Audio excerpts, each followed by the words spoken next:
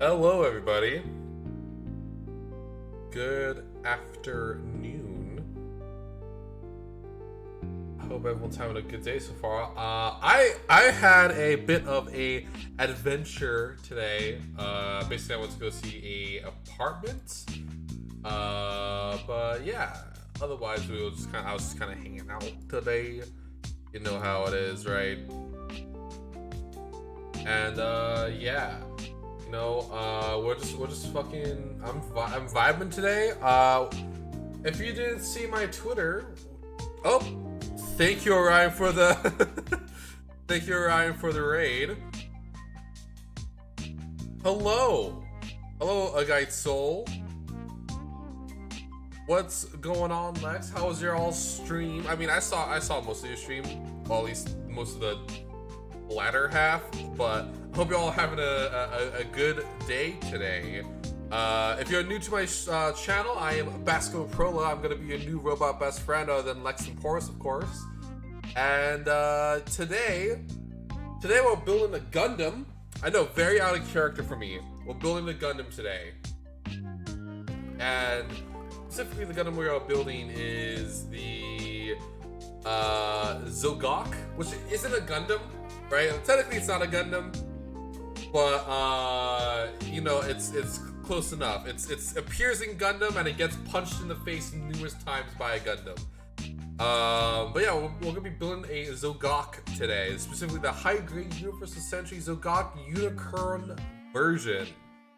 So you know how it is. I'm gonna switch over to this part. Beep. There we go. Yeah, hands. I know. I'm sorry, Ryan. I'm totally betraying your trust. Building a Gundam. Yeah. I'm particularly excited for the Zogok because hello. What book was it? What book did you get? Let me get some. Let me get some. That is B. Build Scope Prola. Correct.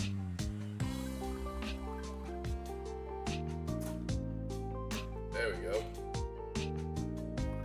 Yeah, what book was it? Also, look at this mechanical detail on the inside of the face. That's pretty good. Oh. Thank you, All Guide Soul, for the follow. I hope you're enjoying the stream so far.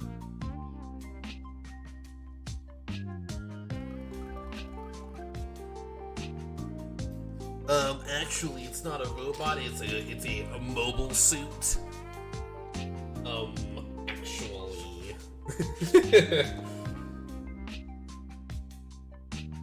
Yeah. So what is vibing right now, boys?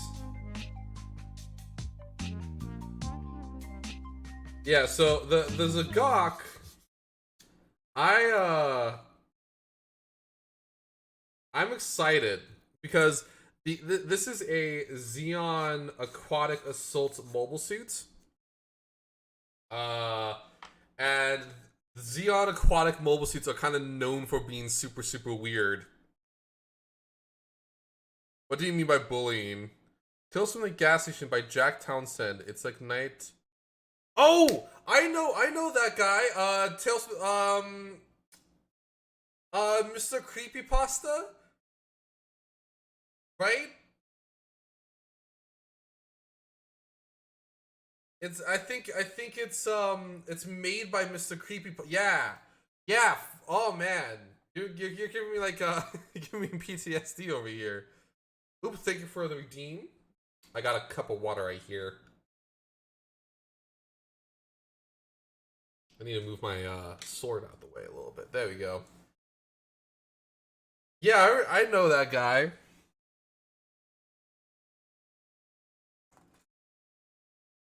I used to watch his videos all the time when I was a calculator. You know?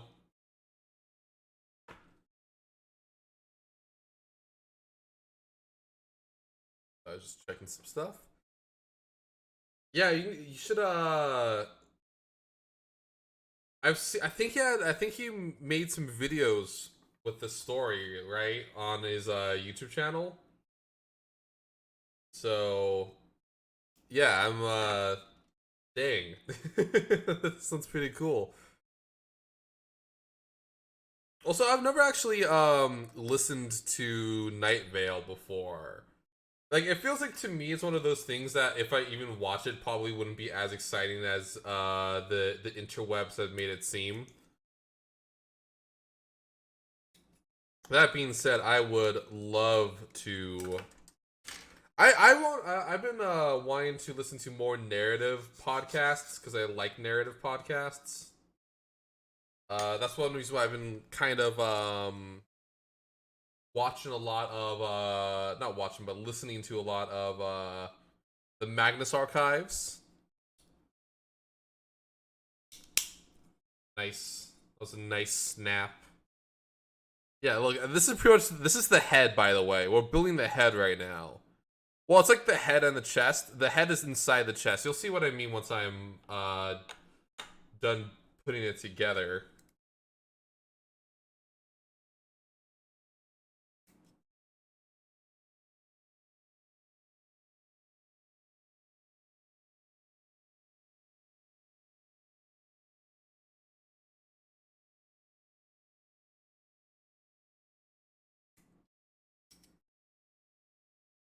Oh, thank you, Orion, for the redeem.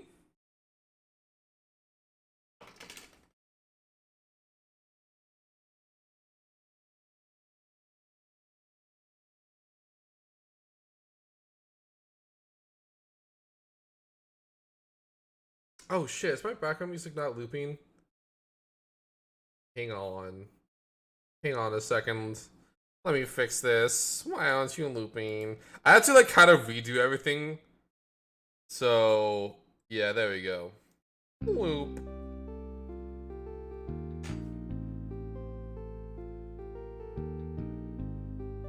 So sorry if there is scuff. Because there's gonna be some scuff for like maybe a day or two until my stream is fully normalized again.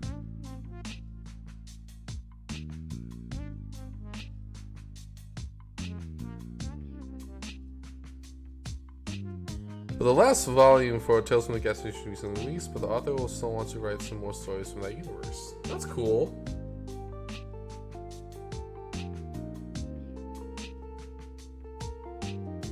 Now, was it written by Mr. Creepypasta, or was it just extensively covered by them? Because I remember them like covering that a lot for a little while. Kind of like when I was getting out of creepypastas, actually. There we go. Look at that eye. That's a big ol' eye right there. A big succulent eyeball.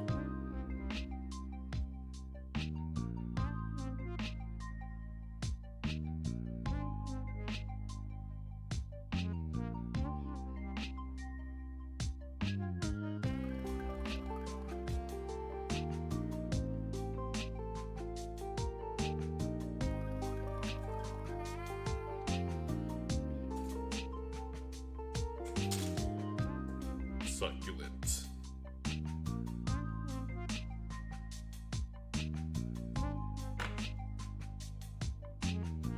Ah! Got it. Yeah, I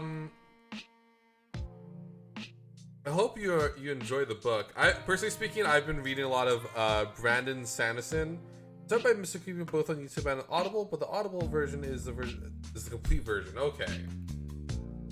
That's what I thought, that like it was an incomplete version, the one on YouTube.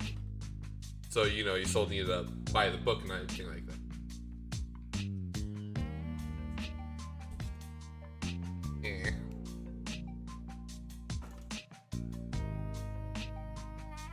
Y'all, I read an article on the way home from the apartment, because I went to the apartment with Dad's Go and Mom's Go, because I'm looking for a new apartment to live in. I read an article about names, and you know, It's like, as some of you may know, there's a tendency now for parents, or at least millennial parents, to be naming their kids really unfortunate names, I think is the best way to put it.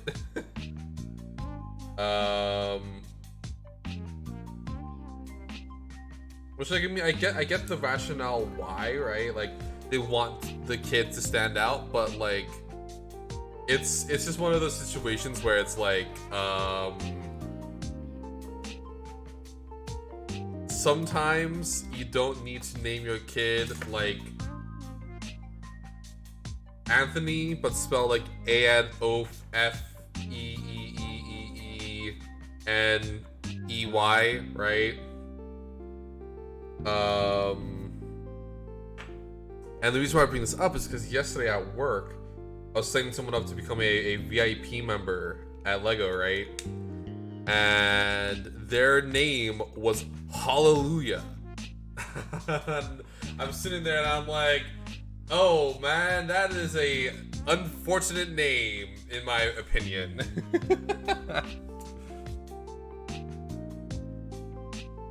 And it seems like the person kind of knew it too, because like, they have, like, I think it's an unfortunate name in many respects, right?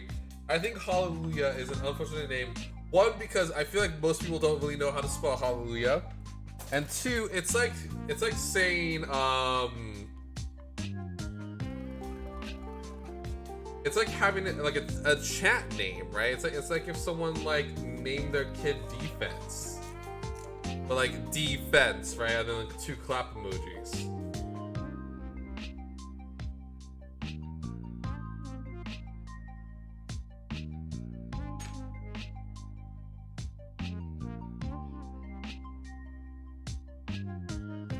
But I mean, it also probably doesn't help the fact that their last name was Love.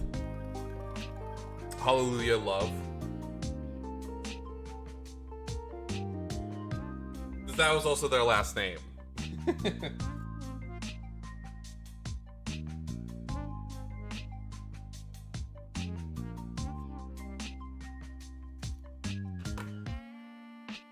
Yeah, their last name was like their full name was Hallelujah Love.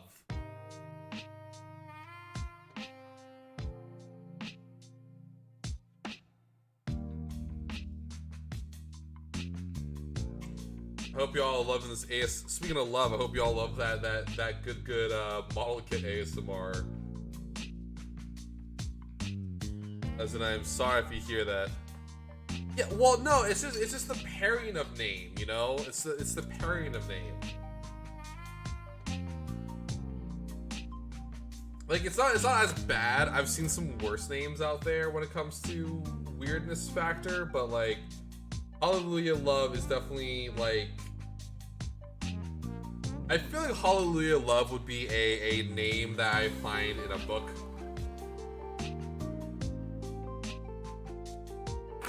Right, so that's what I mean, right? It feels like a book name.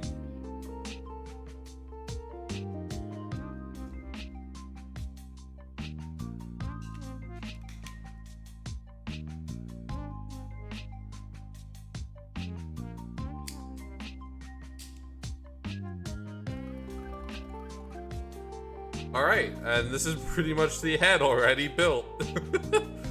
Head and torso. This might be also a very quick build stream due to the fact that it is a very odd mobile suit. Right, like it turns out the more odd the mobile suit is, the weirder and sometimes shorter the build can be. Of course, there are exceptions to that. Like, for instance, the Kshatriya, I would say, is a very weird mobile suit. But has a very long build because it's also fucking massive.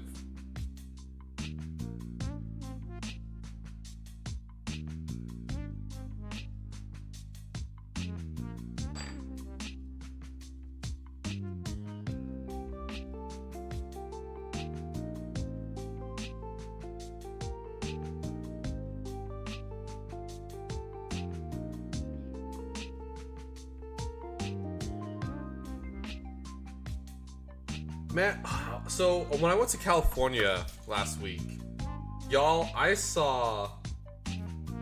went to a Gunpla store because California has just Gunpla stores, right? I have, in fact, kit bashed multiple times before. I've done a kit bash on stream once. Here, let me get it real quick. It has yet to be painted because I live in constant fear of painting without my airbrush. Hang on.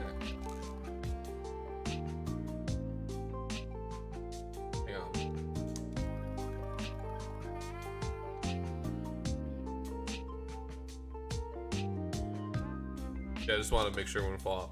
Yeah, I've done a kit bash before. This right here is my latest kit bash. It is unnamed, but it was supposed to be mainly a Shadow Doll. But so it's a Shadow Doll with an age 1 torso and like side skirts. I used leftover knee pieces for the eye field generators on the arms, O Gundam feet, and ankles. The backpack is from the Northern Pod set. This is from the Shadow backpack. And the wing binders are from the Binder Gun expansion set. Yeah. Also the head's from the Northern Pod set with a added antenna for that good Shadow look. But yeah, it's unpainted right now. I intend to paint it. I'm just I'm scared to. I'm scared to paint it when I don't have my my proper tools on hand.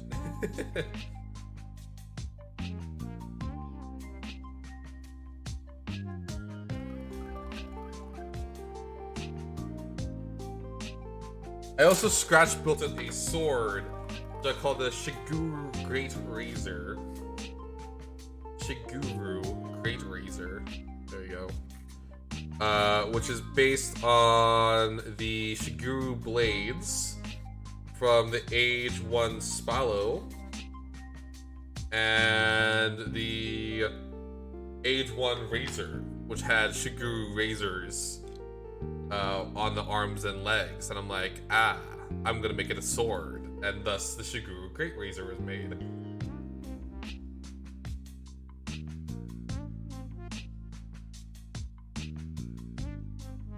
Okay. We have pretty much, this is the head and chest already finished. We just need to put a bunch of boomerangs in the head. 10 boomerangs exactly, I believe, which is all from here. So it's just gonna be a moment as I cut out every single piece. This all at once. Right, so I'm just gonna kind of go down the line, so to speak.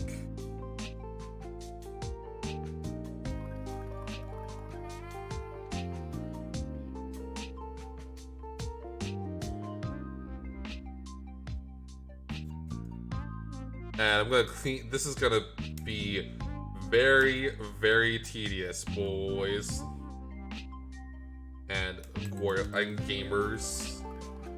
Two genders, boys and gamers.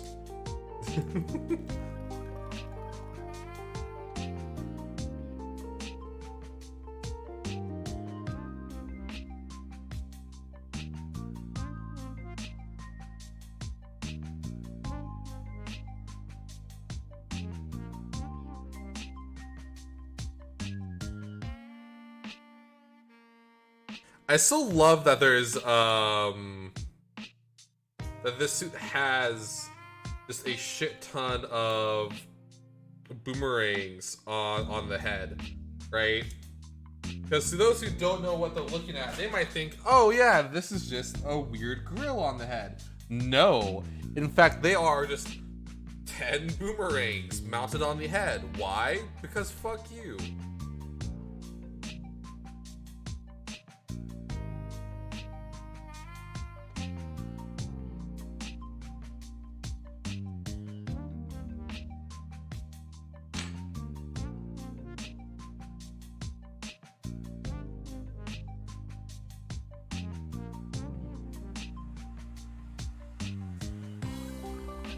There we go.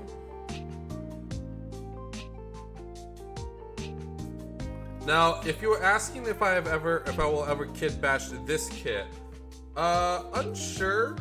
I did have an idea to try to make an aquatic mobile suit, using parts from like the Zogok and like I also have a Gog and I also have a High Gog. Although admittedly the High Gog is currently in storage.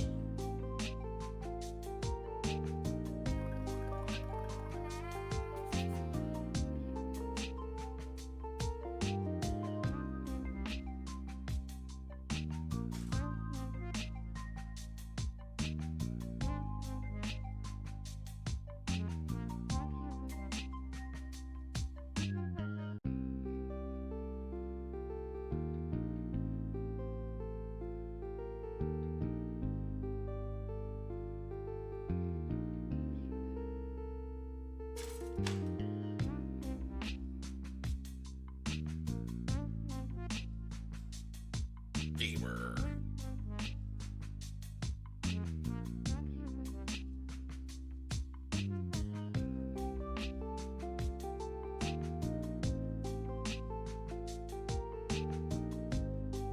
Ooh, sorry about that. Yeah, I'm also slightly decompressing a bit after a adventure of a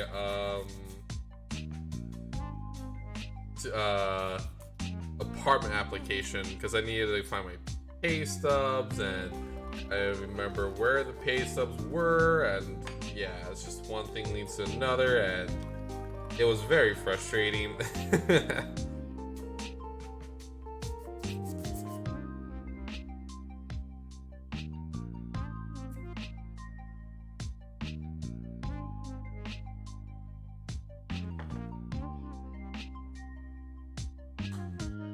Yeah, this suit in particular, well, this version of the suit, I should say, in particular, was used in the Battle of Torrington Base in the Gundam Unicorn anime and OVA.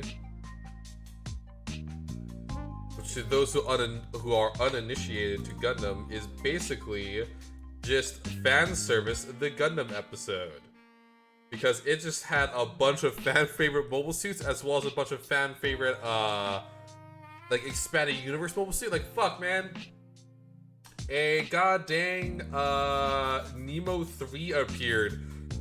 It was there for a second and it immediately blew up from a Zaku sniper shooting it. But it was there. Like it's as the TriStar said.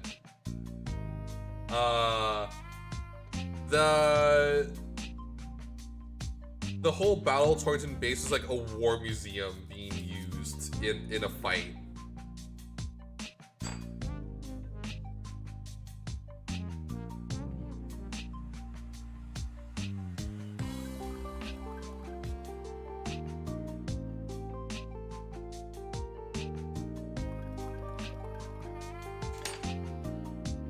Alrighty.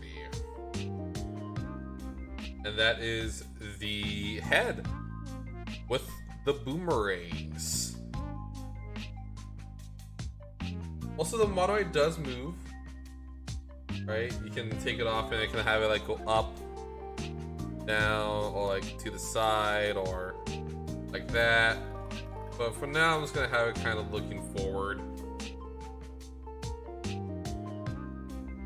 I do like that they let the eye move though, because I don't think there is really no there is model kits out there where the mono eye is like cemented in place.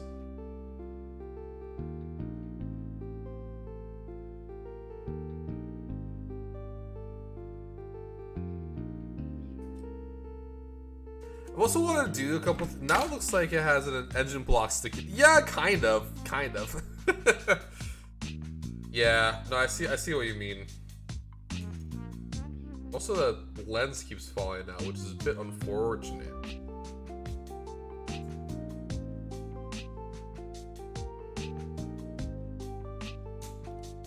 There we go.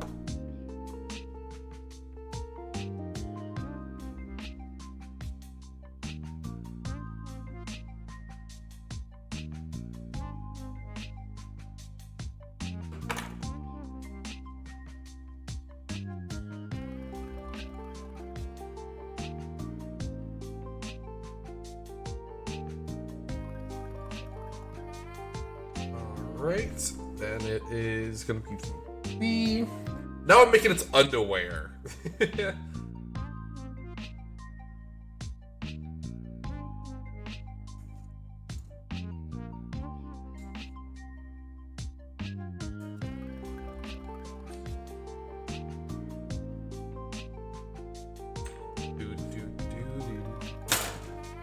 I've been listening to a lot of Cosmos Sheldrake. And I enjoy their song Pelican's We.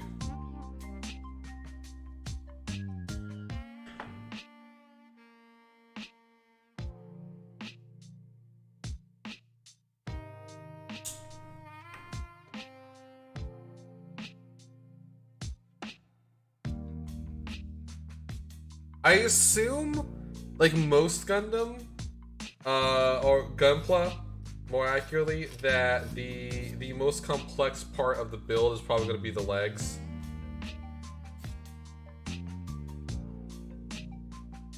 Right? Because most of the time the legs tend to be the most complex part, which is fair.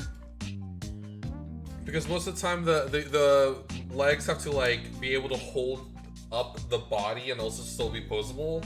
They tend to be very mechanically complex.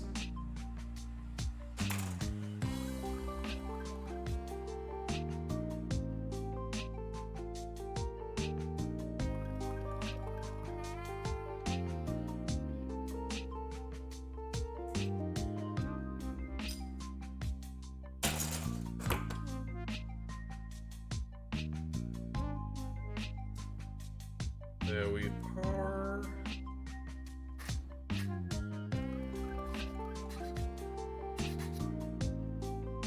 There we go.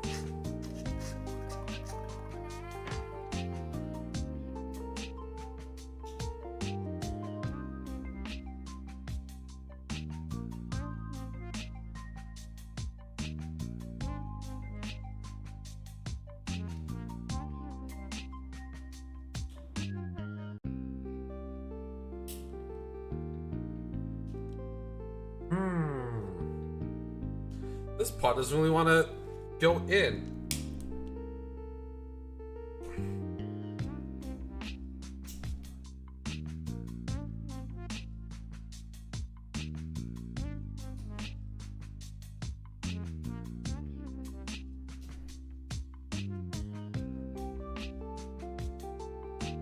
This is gonna be an issue.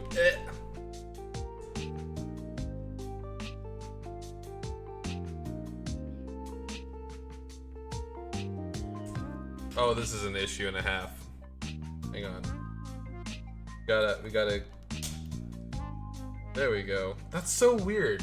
Usually if you need to build something in a certain order, it will tell you.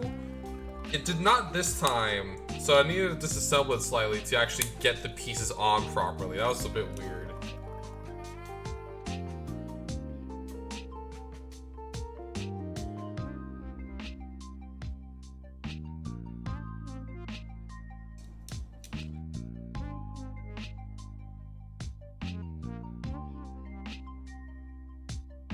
Yeah, so the visor that they put on it is a little too loose, which I understand why they did it, so you can move that mono eye, but it's very, very loose,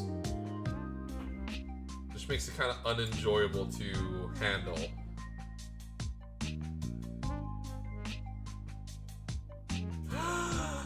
We got a cock rocket. We got a rocket on the Pingus.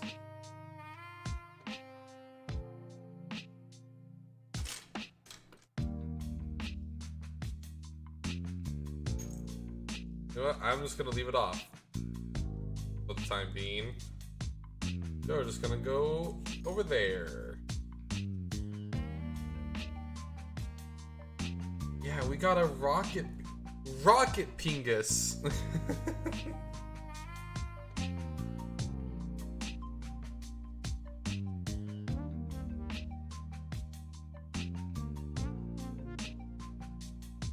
Oh, we're not quite done. We still need to build a backpack, it looks like.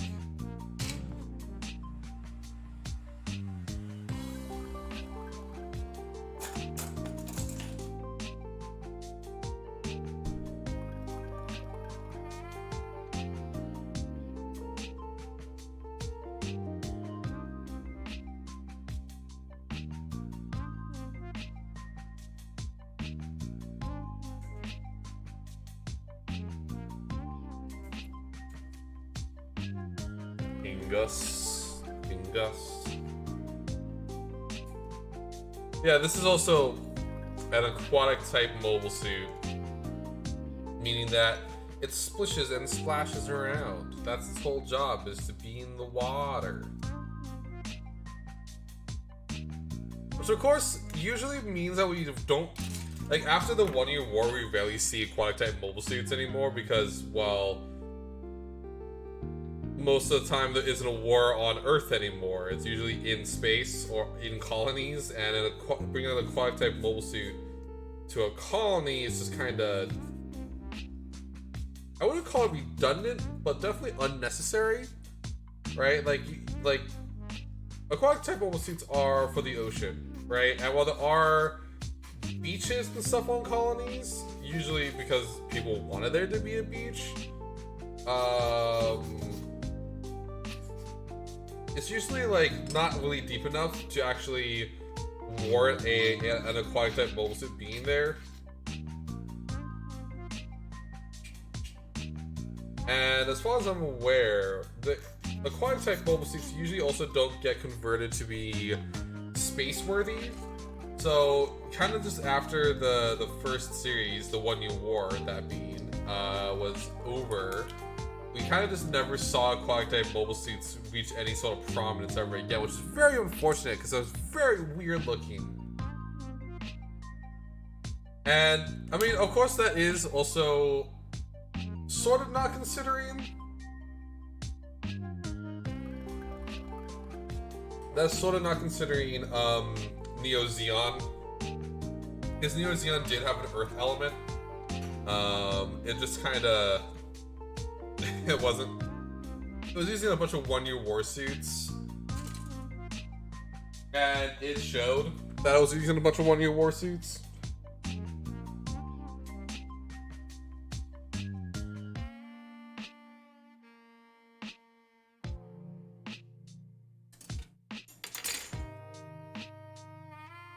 That being said, of course, the 1 year war suits were upgraded to be, like, you know, to be able to tussle with tussle with modern mobile suits. Like, all of them have got like panoramic cockpits, upgraded weapons, universal joints, stuff like that. In fact, this guy probably, this version of the mobile suit that we're building probably in fact does have like a panoramic cockpit and a and all that jazz. Nice. We built a boy. We're already like 1/5 of the way done with a boy.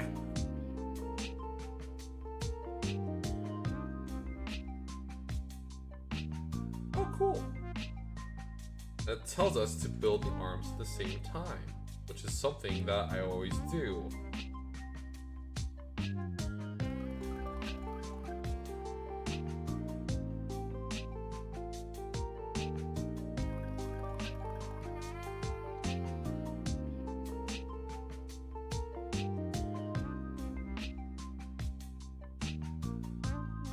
There we go. And down here.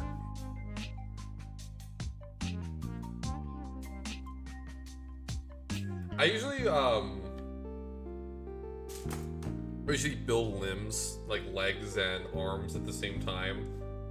Because there is a thing called like build exhaustion, where if you build too much or it's something that's really repetitive, you get exhausted.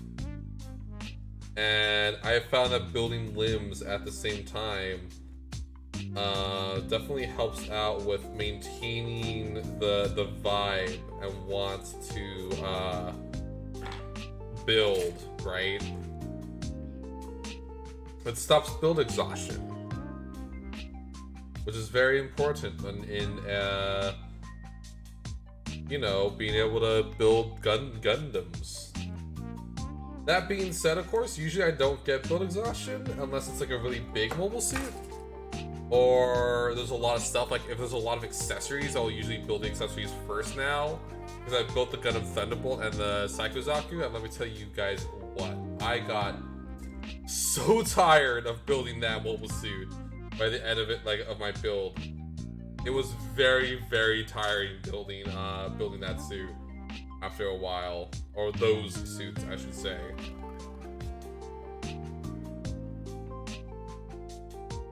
Especially the Psychozaku, which is like, I would say like a half of the plastic in the Psychozaku box is just the accessories, like just the backpack, just the weapons, because it's just the Psychozaku has a psychotic amount of weapons on it, so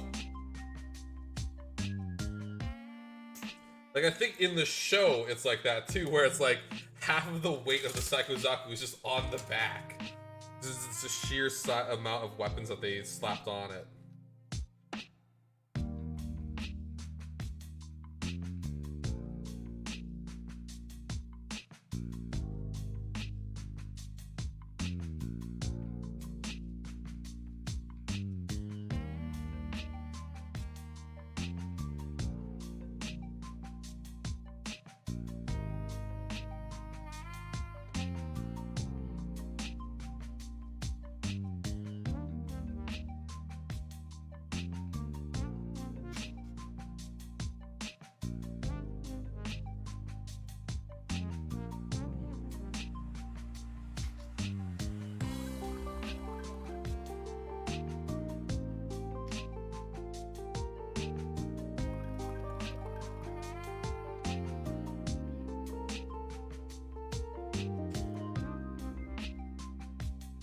Whew.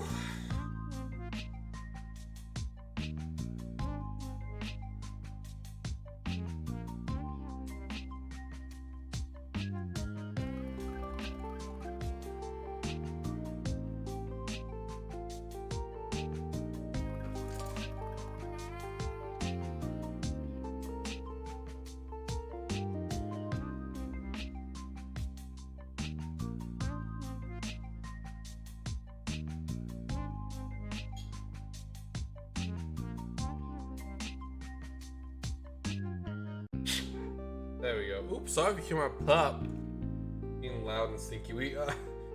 So Fred has been like extra stinky lately. Isn't he's being kind of bad, and like, you know, when we leave like 30 minutes, he like just like chews up a couch or something like that. So we tried something where we gave them a Kong, which is basically like a dog chew toy. It's usually hollow. We filled it with like peanut butter and treats. And much to our surprise, when we came home, nothing was destroyed. So I guess we figured out a way to basically bribe our dogs to not destroy our couch and furniture.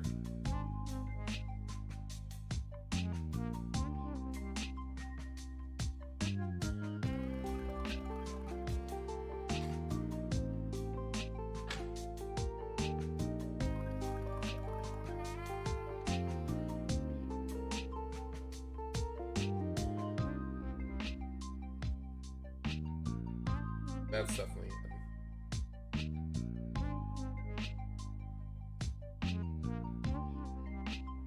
Or not, I guess. Why won't you go here? I wonder.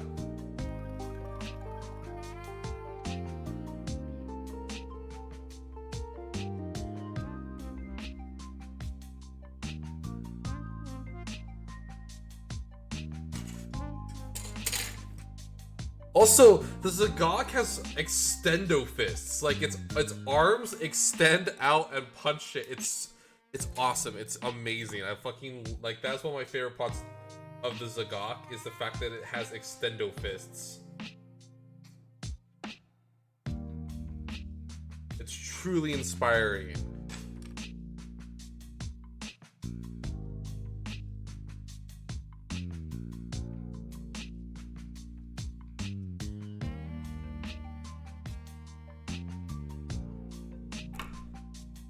Sure they're in, and I'm pretty sure they're not in still, but you know what? It is what it is.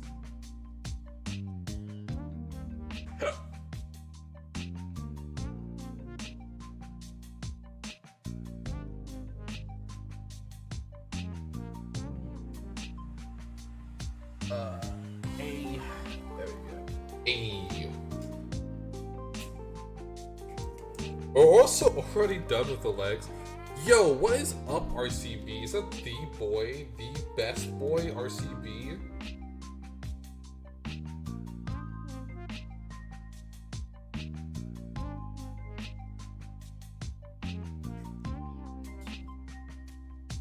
Yo, what's up? What's crack-a-lackin' May cool? Will's building some Gundam right now. We're not building a Gundam, we're building a Zogok, but you know what? Close enough. It's still in the Gundam franchise. Gunpla.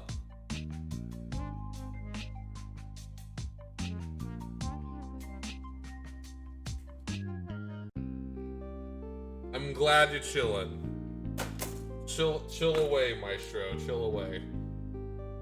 How's y'all's days? Ouchie. Ooh. I want my Quanti. I want a Zogok to build.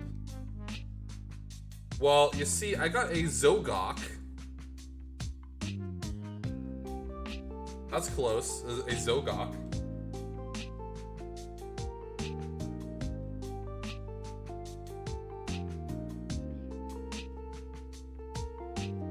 Do you want to finish my Zogok?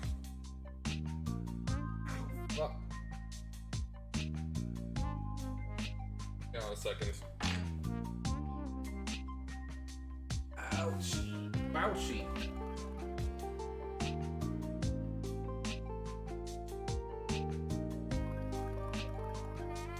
I think I got a bunch of like little, basically plastic splinters from pressing my finger on the back of my file. Ow.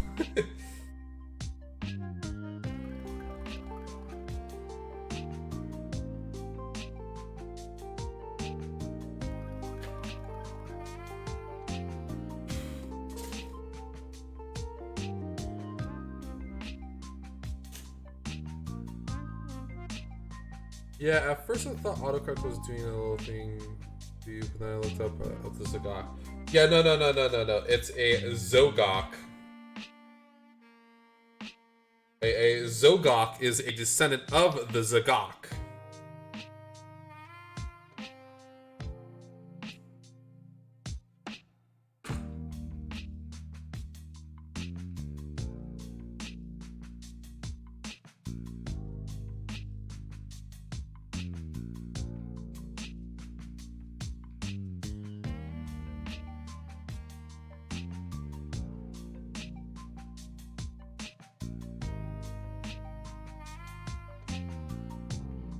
Oh fuck, I forgot to sand this. Or clean it.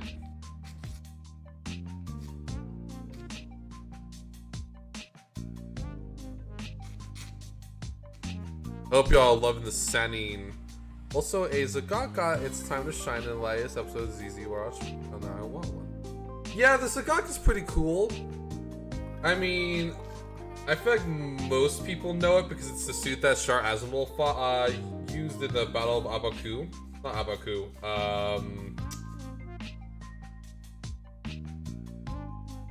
Shit. I'm forgetting the Federation base.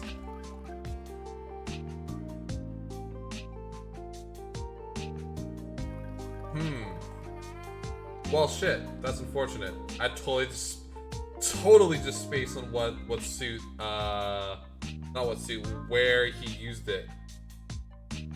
But it's the Federation base on Earth. It's like in a jungle.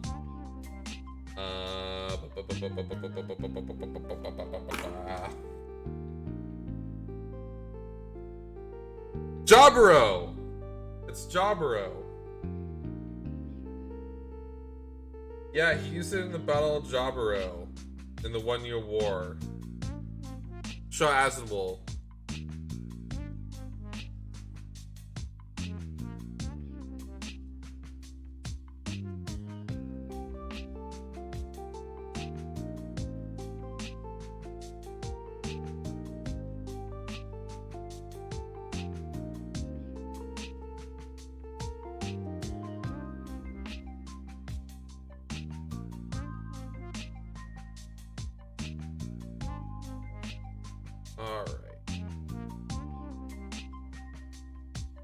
So yeah, this is gonna be kind of a chill stream as we build away. You know how it is.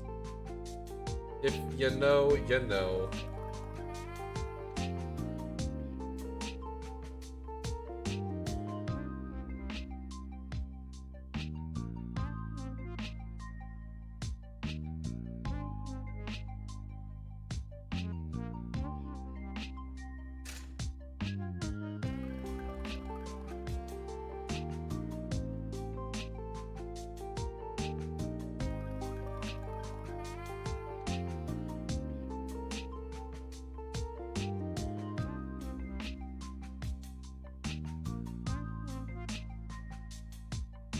Also, this is one of the very few mobile suits that exist out there that have 3 fingers rather than 4 fingers. Well, 3 fingers and a thumb, right? So it looks like it's like this rather than this.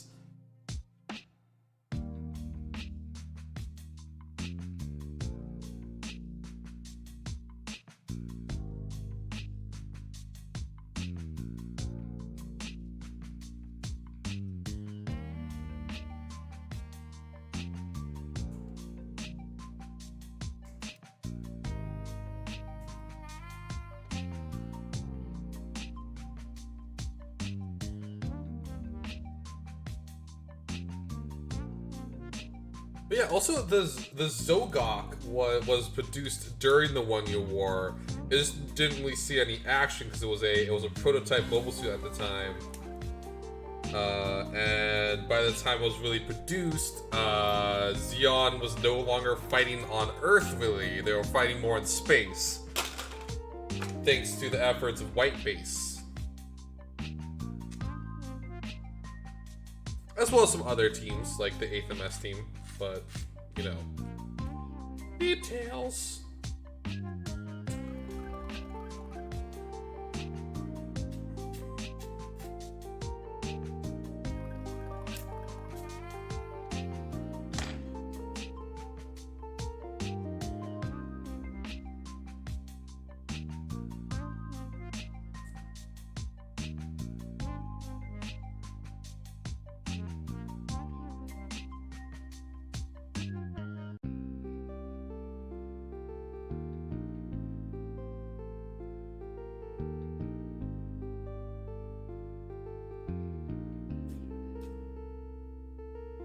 Yeah, specifically when this appeared for the first time, it appeared during the Neo Zeon War in Double Zeta Gundam.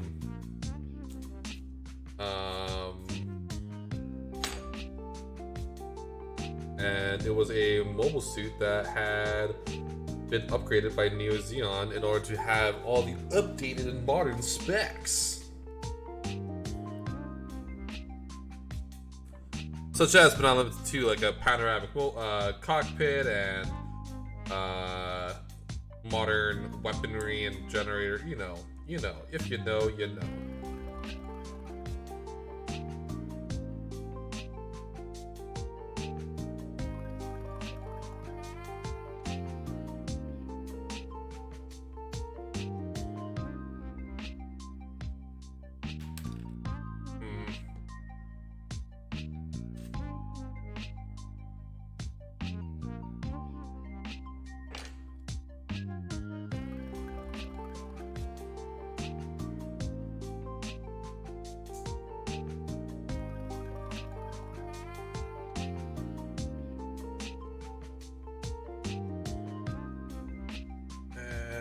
Then we gotta get them the fingies. Although, as I said before, this the version was specifically building right now did not appear in Double Zeta Gundam, but instead it appeared in Unicorn Gundam during the Battle of Torrington Base. So it has, you know, it's a war museum piece.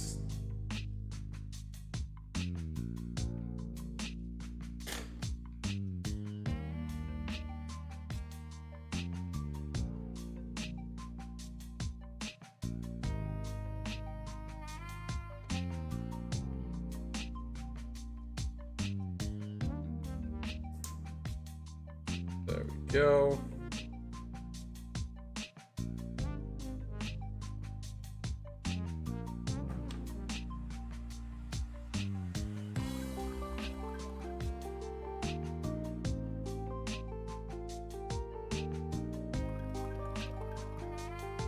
Hang on, I'm getting the instructions out, and then it's just a matter of shabloop and a matter of shablam. And there we go. We're armed up. We're armed and ready to tussle.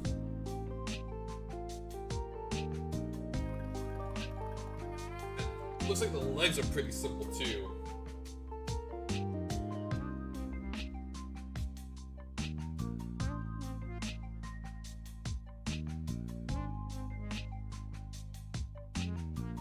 Yeah. Yeah.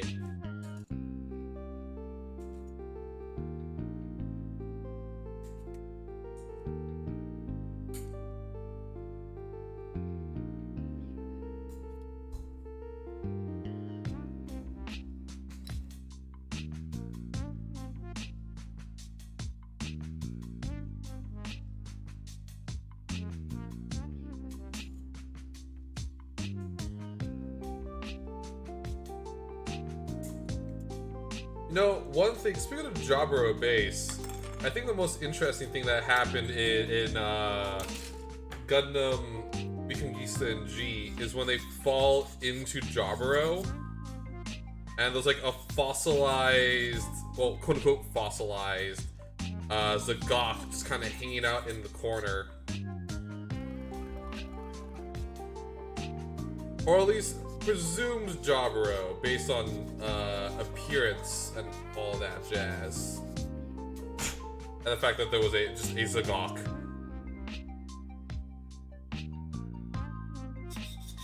Which is the main battle that the Zogok was used in, the Battle of Jaburo. It wasn't only Char that used it, it was just kind of everybody. Not everybody, but like a vast majority of the units or pilots used. Oh, it's like, okay.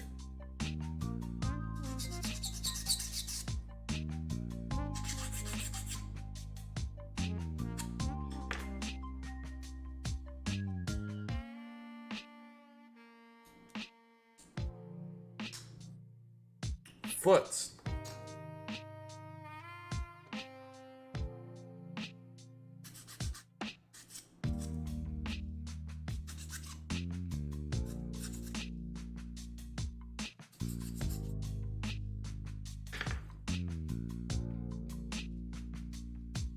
Yeah, Jumbo also got blown to shit in Zeta, so the Scout could still be there at all.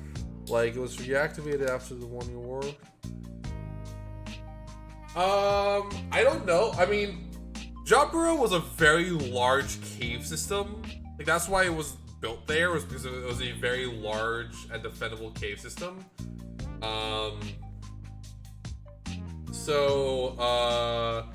There could have been a Zogok there that was protected from the explosion. That landed that got like KO'd and never recovered by the Federation. Because like after Stardust Memory and like the Titans and stuff like that, it definitely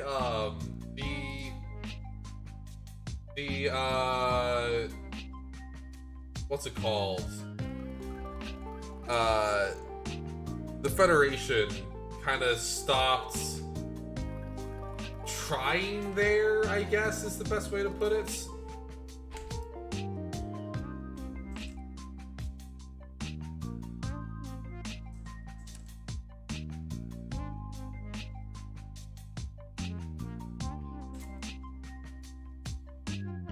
I was just doing something.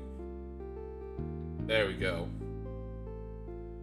So the point is that it probably wasn't reactivated so much as it was just kind of still there for a very long time. That actually does happen quite often in Gundam, is like a mobile suit gets KO'd and it'll just kind of sit there for a very long time. A lot of side stories that have to do with civilians getting their hands on mobile suits usually are because they find a downed mobile suit and just kind of claim it. And as far as I'm aware, there's not really a downside or any laws against owning a mobile suit if you're a civilian. Especially with all the wars that occur in Gundam. I imagine it's much like how a lot of Ukrainians now own Russian tanks. Like, they just kind of find it and then they claim it. And then if they wanted to, they can repair it. And now they have a tank. Or in this case, a mobile suit.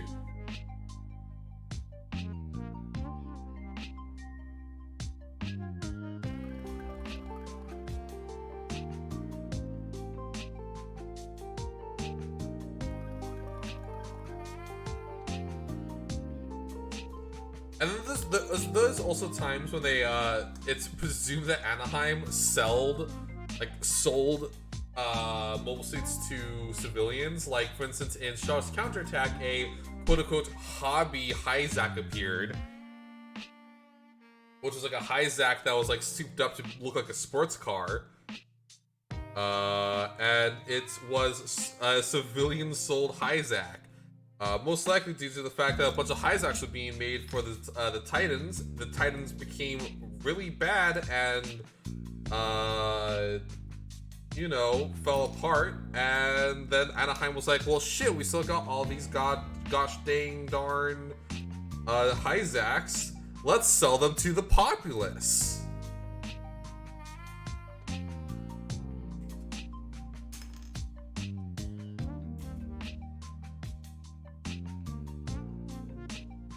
Hey, you know what? One man's trash is another man's treasure, and I happen to agree. I think the hobby Hyzak looks very ugly.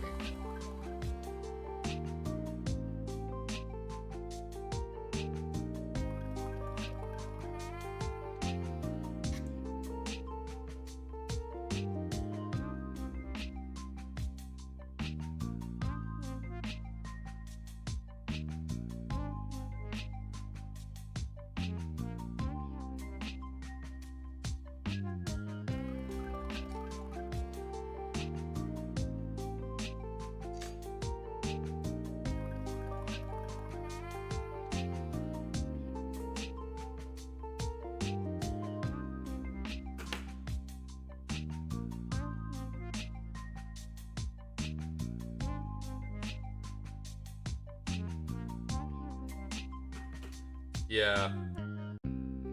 Gundam is certainly a thing that occurs. And then there's like on the extreme end, right? Like if you lived in Iron-Blooded Orphans, it seems that any company, right? If you are a company, you could own a mobile suit, right? Like, it may not be a Graze, right? It may not be a Graze in quality, but like, you still like get to own a fucking mobile suit, right? Some companies, some mercenary companies own Gundams and use them as batteries. Like, one, what a giant misuse of a Gundam, and two, holy shit, dude, they own fucking Gundams.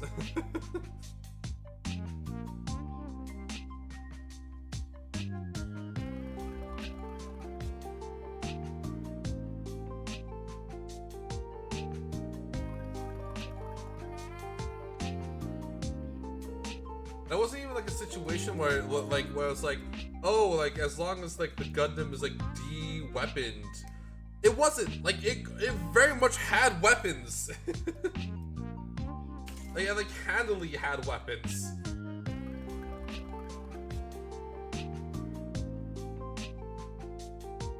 Yeah, true. That's fair. In Gundam Seed, that also was a thing in Gundam Seed, though, right? And Gundam Seed is very much not a plutocratic dystopia. It like, there was like an entire scene in Gundam Astray where they went to the like a gun show but for mobile suits.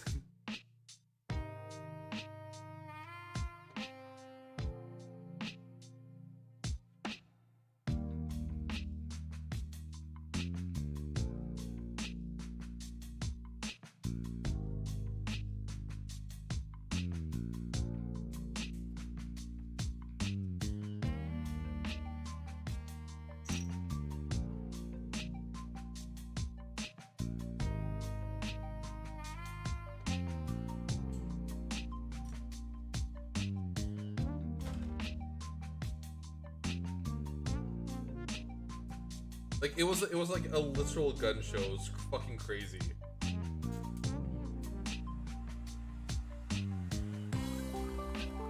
I think that's specifically where the Junkers Guild bought the Boq head that they used for the Stray Flight Pack. Because if you look at that model kit for the Stray Flight Pack, it has a Boq head that it uses as a beam saber.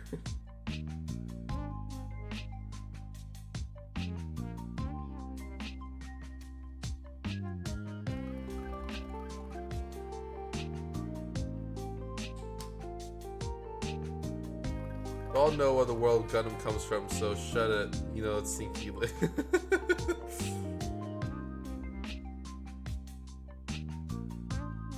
Nah. I know you. Don't worry about it. I know you're just joshing. I know you're just yanking our chains. Jerking our gherkins.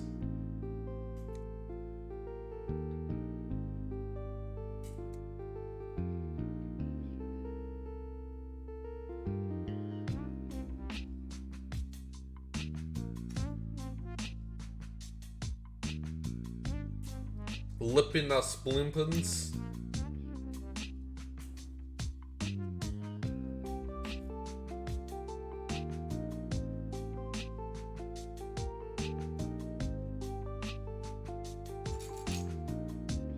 And that's our first empty rudder.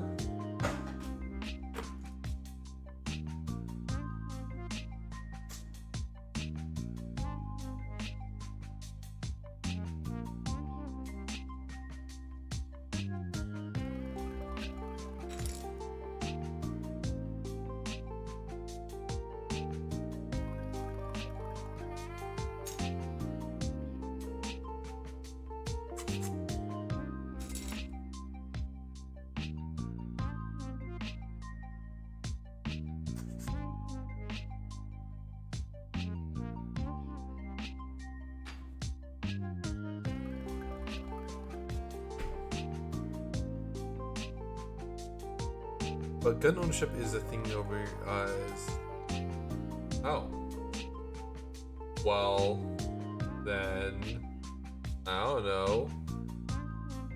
You could, I don't know, make a joke about it still. I don't know. I don't know your stance on the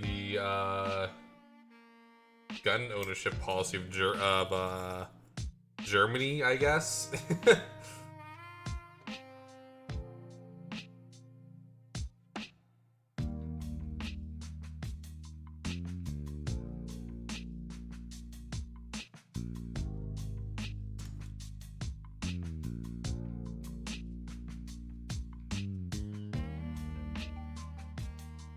I shouldn't be surprised that the legs are mainly hollow. It is an aquatic mobile suit. They tend to have very hollow legs when it comes to the models.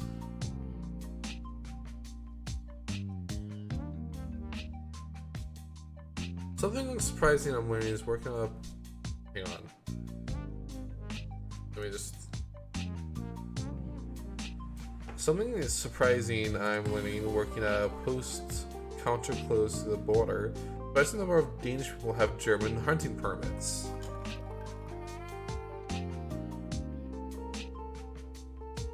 I mean, I feel like that makes sense, right? Like if the gun ownership laws in Denmark is particularly strict, right? They might not be able to hunt, and if they want to hunt, then they go to Germany. Right? I feel like that makes sense.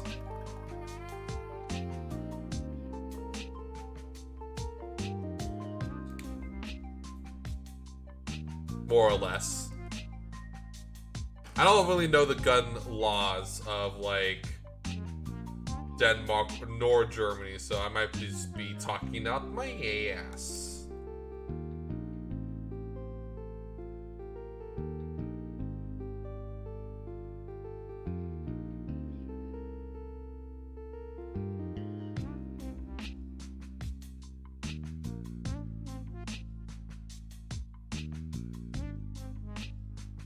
There we go.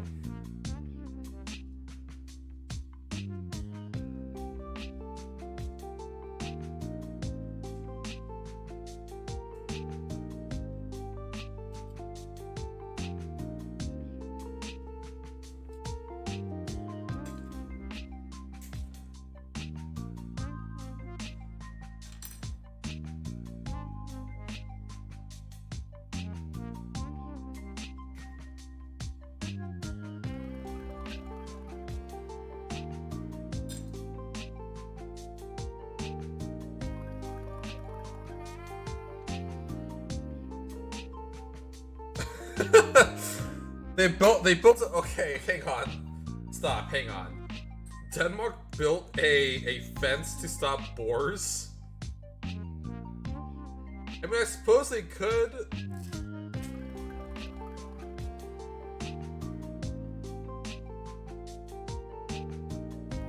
Right, like if they have if their border is that small, right? I suppose if you don't want wars coming over anytime soon, you can just like throw up a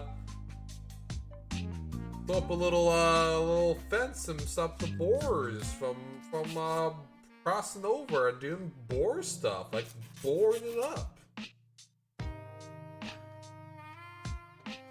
Boars.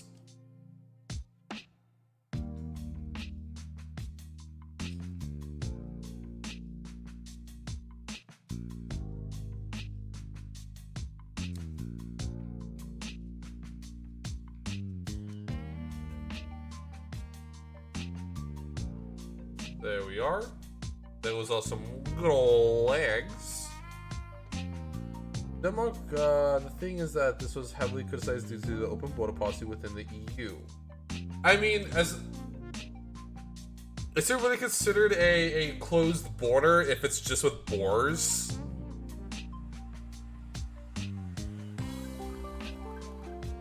Right, like if it's just boars that they're stopping from crossing over, does that really violate that? Technically, they weren't allowed to build a fence. Okay.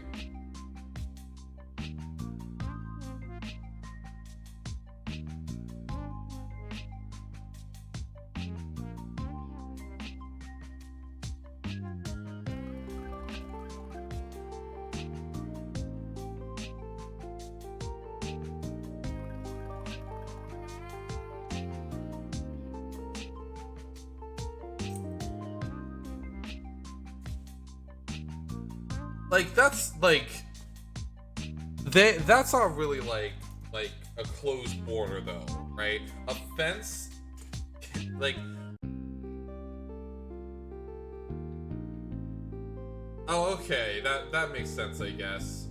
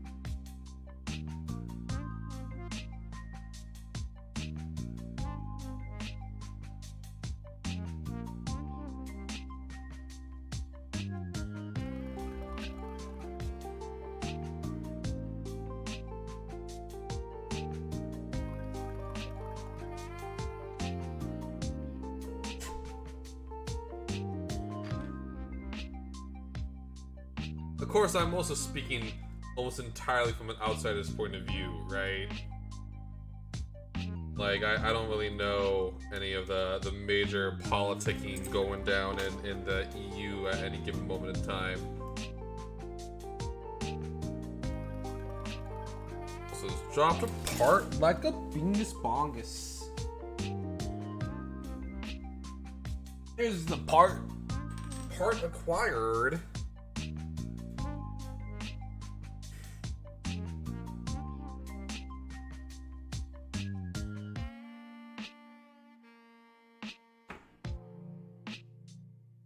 Acquired.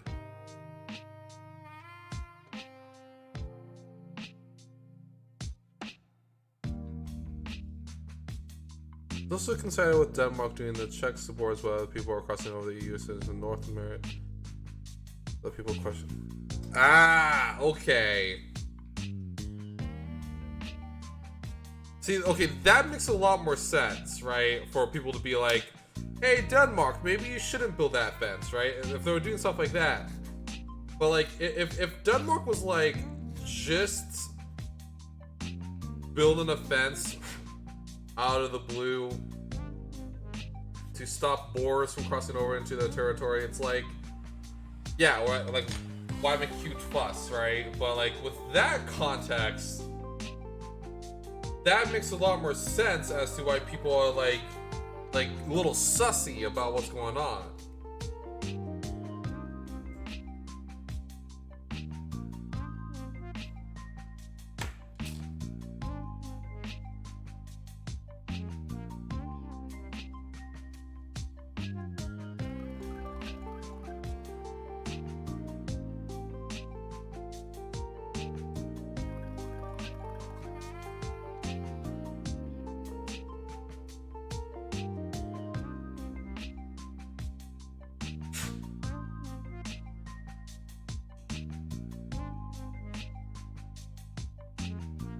Well, this is sort of a double jointed knee.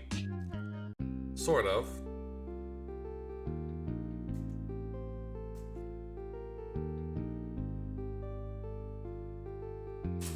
Yeah, I feel like I don't know, I feel like I'm used to the good old American xenophobia of, ah, yes, let's build a wall. Right, even though if we build a wall, it would probably ruin our economy for generations to come. So, plus it's entirely a misnomer since most immigration occurs because people's visas expire.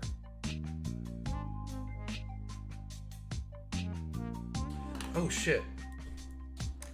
At this moment, I realized I fucked up.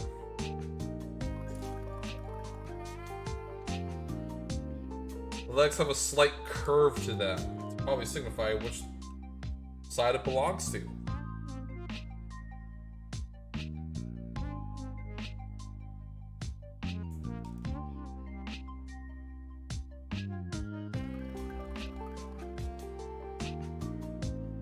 why the fuck is this so loose?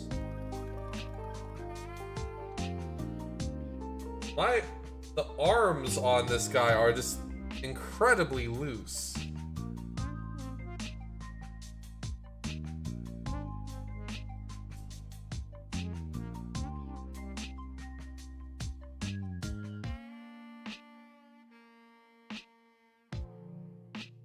It feels like it's barely hanging on. It's weird. Also, we're not quite done yet. I realize this is also a super quick stream so far.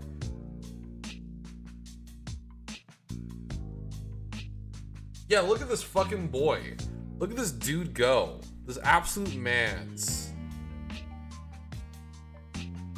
This goddamn boomerang hair. Look at this dude go. Look at this guy's mono eye. Like, you can go like this if you wanted to. You could go like that if you wanted to. A little bit of looking from the side. But nah. When he's gonna throw a boomerang at you, he's gonna come at you like this. Just straightforward. Just gaze upon the face of your death. And his loose ass arm. Seriously, this arm is so loose. I don't know what's going on with it. Compared to this side, which is still a bit loose.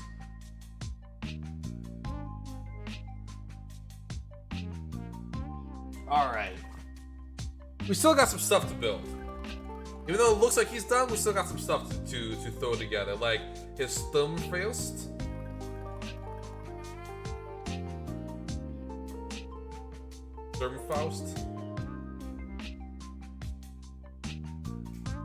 Which are just like grenades that are like missiles. Missile grenades in Gundam.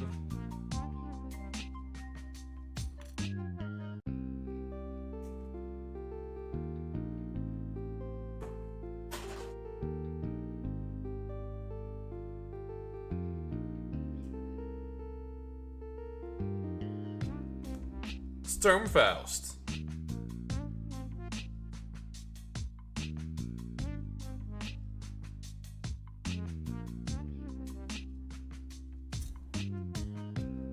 Yeah, Sturmfaust. Yeah, like that.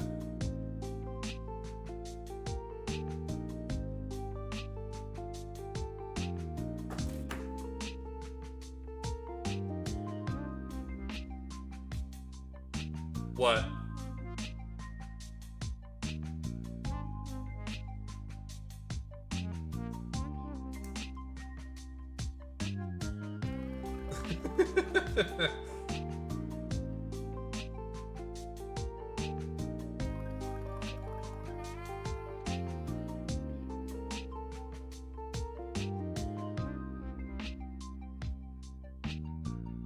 There we are. Stormfist, booty Stormfists. And looks like the rest is his sword or the extendo arm function.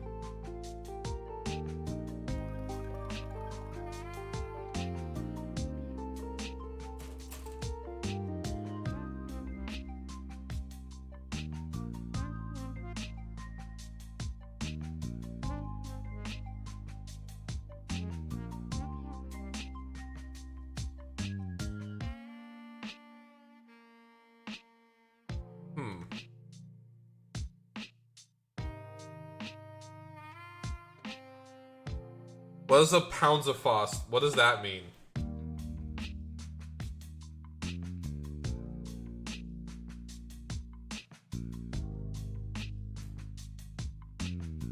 Oh shit, I totally forgot to put in pieces in.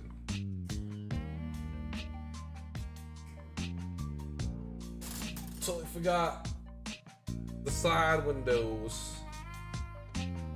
Ah! Okay, hang on. This is incredible loss risk.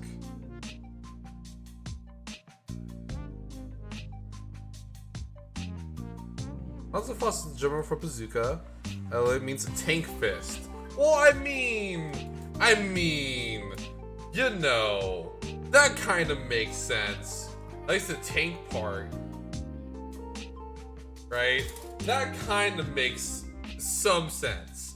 I can see where they're coming from, calling it a tank fist.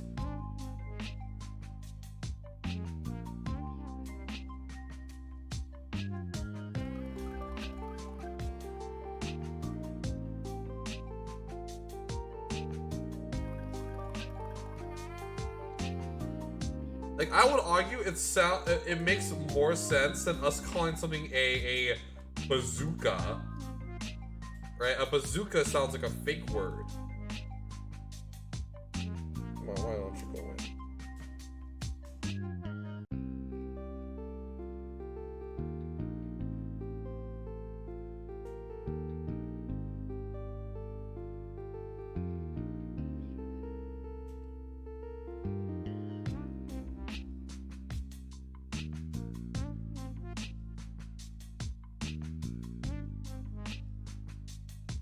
Well, I definitely just jammed that in.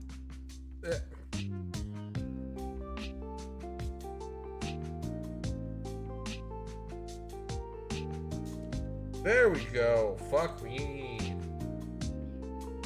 And now if we just kind of slide this bad boy on in.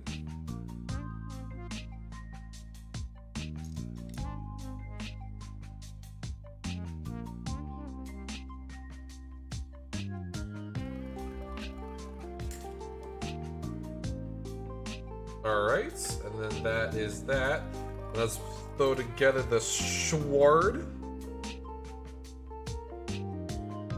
And there's also like, I could also make the extendo fists, but I'm not particularly privy to.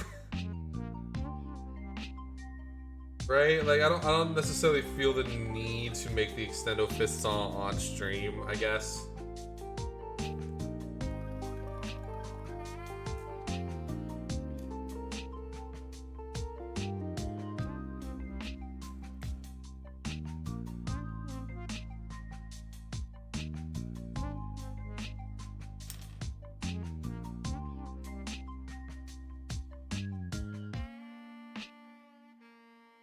Alright.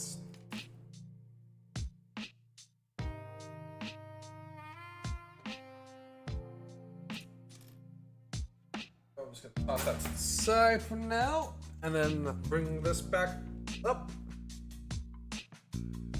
And let's get rambling.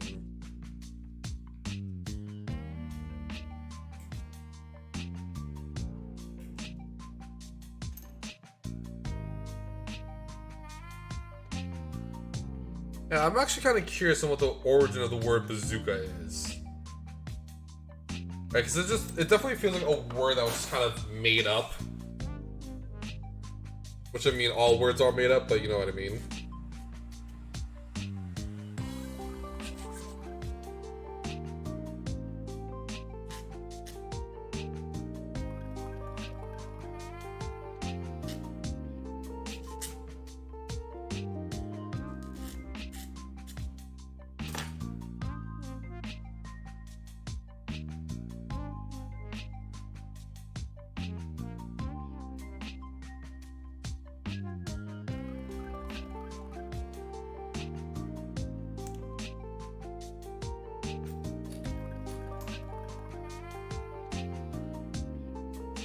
And if you notice, this is basically just the Goof's heat sword, because they quite literally, for this one, found a Goof and were like, "Damn boy, he thick," and just yanked the beam saber off of the Goof.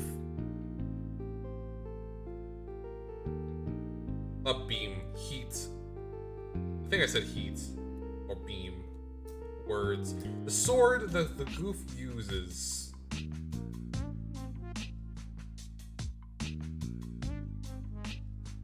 But yeah, they're basically like, "Damn boy, that's a thick ass boy. Damn boy, you thick." But you know what's also thick? The fact that this goddamn eyepiece or whatever won't stay on the goddamn face.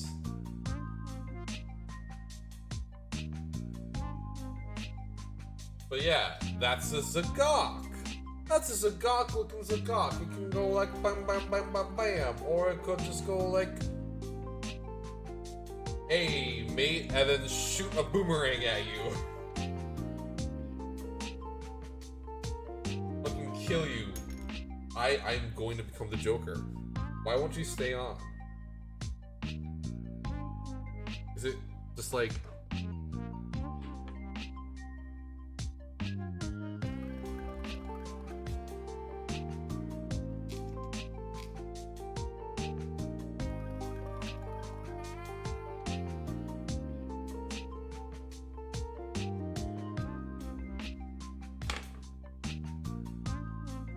The boys are back. Kill you.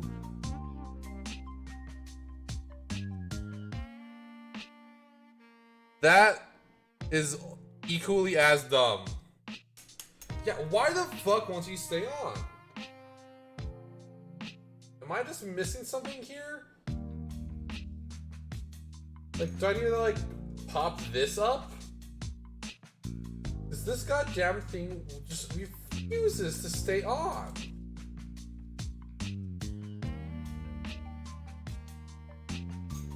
You know what? Fuck you. You're not gonna... Gone forever. That piece is gone forever. Fuck it. I don't even care. Yeah, this is the Zogok. You know, this stream will be a little bit shorter than usual. But I feel pretty good editing it here. I felt pretty good about that build. Even with the flaws, like the really weird loose arm and the weird eyepiece I won't stay on. So let's find someone to raid. Well, also announcements and stuff like that, but I don't really have that many announcements. I'm gonna try to stream when I can today. Not today, but like in general. So like probably on Wednesday, probably on Friday, probably on Saturday, right, is when I'm gonna be streaming this week. So look out for me. If you're new to the streams, you can find my stream announcements here on Twitter or on my Discord. And you can join us there to get not only hear stuff from me, but also from my other cool friends at Nakasen. Who is online? What kind of cool cat is online right now? Cool cat that may or may not be saving some kids. Hang on, I'm just gonna quickly fix this nub that I discovered. There we go, fixed. Cool. I mean, Minerva's online. I could... No, let's just raid them. I'm not really raiding down, but you know what? I like them anyway, so raid S. And with that, I hope you all have a wonderful day, whatever may remain of it. And I'll see you all next time. Yeah, I'll see you later.